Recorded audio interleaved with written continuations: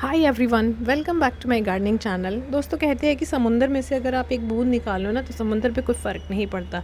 ये बात बिल्कुल सही है। और प्लांट लवर के मामले में मैं ये कहूँगी कि किसी ऐसी जगह आप चले गए ना कि आपको कोई प्लांट चाहिए और वो वहाँ पे बहुत सारा है, उसकी कदर नहीं है, तो अगर आप 2-4 प्लांट ले आए तो सच में वहाँ के इकोसिस्टम पे कोई फ़र्क नहीं पड़ता। हम भी माउंटेन्स गए थे, जो कि मेरी फेवरेट जगह होती है हमेशा।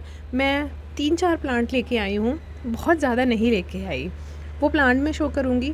और ज़्यादा प्लांट नहीं लाने का रीज़न ये है कि क्योंकि मेरा मानना है दोस्तों कि जब आप बहुत अच्छा खासा अमाउंट खर्च करके किसी होटल, रिज़ॉर्ट या कहीं भी किसी अच्छी जगह रुकते हैं, सब जगह सीसीटीवी लगे होते हैं और आप एक अच्छे कस्टमर की तरह वहाँ रुकते हैं, तो ये बिल्कुल भी शोभा नहीं देता आपको कि आप वहाँ से कुछ प्लांट उखाड़ लें, तोड़ लें, फाड़ लें।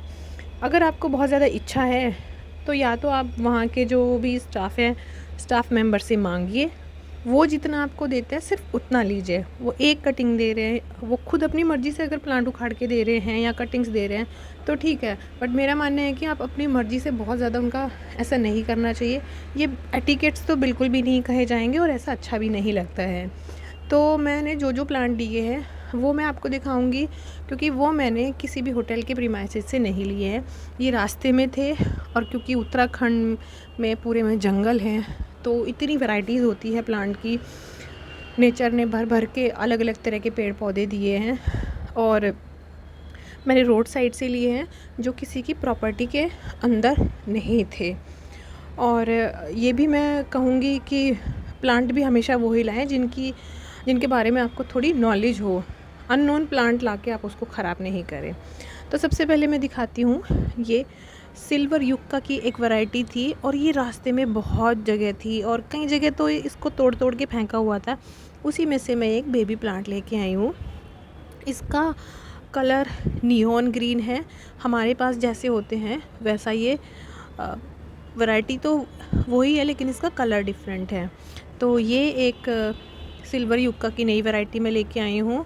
और लोगों ने कहा कि आपको बहुत सारी आईवी प्लांट लेके आना चाहिए था। मैं बता दूँ कि रास्ते में बहुत जगह जो इंग्लिश आईवी होते हैं ना, वो काफ़ी ठंड वाले एरिया में ग्रो होता है। और जहाँ रातें खूब ठंडी हो, दिन में ठंडी हवा चलती हो, शुष्क हो, गीले में नहीं होती है इंग्लिश आईवी। ठीक है, तो इंग्लिश आईवी जंगल की ढलान पे थी, एक पहाड़ की ढलान पे बहुत सारी थी। वहाँ से मैं 4-5 टहनी ले आई और उन 4-5 टहनी से ही मैंने कई सारे कटिंग बना के लगाई है।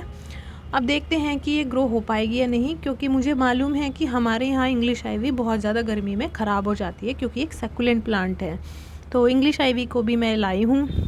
इसके अलावा वहाँ रास्ते में जगह जगह बेबी सनरोज़ भी बहुत थे, लोगों के घरों में भी थे, होटल में भी थे, और ऐसी कोई जगह नहीं थी जहाँ पे बेबी सनरोज़ ना लगा हो। लेकिन रास्ते में भी बहुत जगह थे, तो मैं बेबी सनरोज़ की कुछ कटिंग्स लेके आई हूँ। हालांकि मेरे पास ये बेबी सनरोज़ पहले से लगा हुआ है, लेकिन वही बात है कि समंदर में से एक बूंद निकाल लो तो कुछ फ़र्क नहीं पड़ता, क्योंकि वहाँ पे बहुत सारा था तो मैं लेके आ गई हूँ ये बेबी सनरोज़। और इसकी भी मैंने काफ़ी सारी कटिंग्स लगाई है। दोस्तों, एक और प्लांट होता है लिजर्ड वाइन, चिपकली बेल इसको बोलते हैं। ये दीवारों पे चढ़ती है, तो ये तो मुझे नहीं लग रहा कि ये मेरे पास ग्रो करेगी, क्योंकि ये यहाँ चल नहीं पा रही है, सूख गई है। और जैसा कि मैंने बताया था, ये पहाड़ों पर ही होती है, मैदानी एरिया में ग्रो नहीं करती है ये। लेकिन मैंने ट्राई किया, तो देखते हैं इसका क्या होगा। वैसे तो ग्रो नहीं करेगी, और इसीलिए मैं बोलती हूँ कि वहाँ से ज़्यादा प्लांट लाने का कोई फ़ायदा भी नहीं है, क्योंकि उनके प्लांट हमारे यहाँ ग्रो नहीं करते हैं।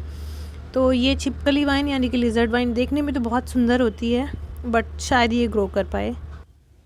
इसके अलावा दोस्तों, ये इंग्लिश आईवी की एक और वैरायटी थी जो नॉन वेरीगेटेड थी। इसके पत्ते छोटे होते हैं, तो ये भी रास्ते में बहुत जगह जगह लगी हुई थी, नदी नालों पे बहुत सारी थी। तो इसकी भी 1-2 कटिंग में ले आई।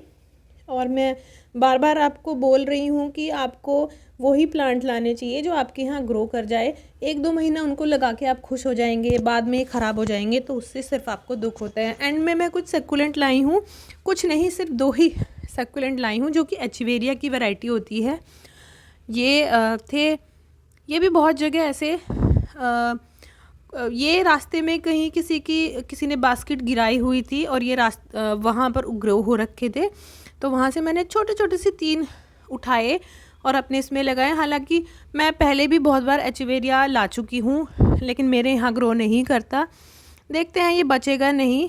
और ये दूसरी वैरायटी, ये वाले तो बहुत जल्दी मर जाते हैं, क्योंकि ये चल जाते हैं, ऐसी बात नहीं है कि दिल्ली एनसीआर में ग्रो नहीं करते, लेकिन इनके चांसेस कम होते हैं। जिनका बहुत बड़ा गार्डन है, अपना एक पूरा प्रॉपर बगीचा सा बनाया हुआ है, बहुत सारे पौधे हैं, उनके बीच तो ये ह्यूमिडिटी अगर ज़्यादा होती है ना तो भी मर जाते हैं उनके यहाँ। इनको चाहिए ठंडा मौसम, तो वो हमारे यहाँ गर्मियों में तो होता नहीं है। तो ये कुछ प्लांट्स थे जो मैं माउंटेन से लेके आई थी।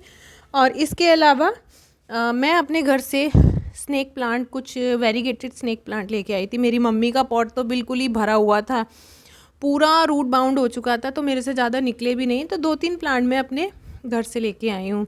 अगर इसी प्लांट को नर्सरी से लेने जाते हैं तो इसकी काफ़ी अच्छी खासी कॉस्ट होती है दोस्तों, ये वेरीगेटेड स्नेक प्लांट। तो ये थे मेरे कुछ प्लांट्स।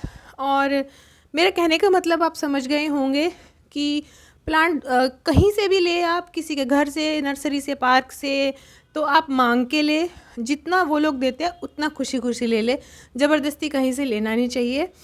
तो ये थी मेरी वीडियो, पसंद आए तो लाइक करना, चैनल को सब्सक्राइब करना। मिलेंगे नेक्स्ट वीडियो में, तब तक के लिए हैप्पी गार्डनिंग।